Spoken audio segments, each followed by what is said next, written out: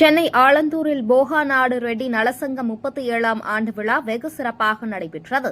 சென்னை ஆலந்தூரில் தனியார் திருமண மண்டபத்தில் போகா நாடு ரெட்டி நலசங்கம் சார்பாக 37ஆம் ஆண்டு விழா வெகு சிறப்பாக நடைபெற்றது. இந்த நிகழ்ச்சியில் குடும்ப விழாவாக அனைத்து குடும்பங்கள் ஒன்றிணைந்து குடும்பமாக கலந்து கொண்டு இந்த விழாவை சிறப்பித்தார்கள். இந்த விழாவில் நாதஸ்வரம் இசைக்க, செண்டா மேளம் முழங்க, குத்துவிளக்கு ஏற்றி இனிதே துவங்கப்பட்டது.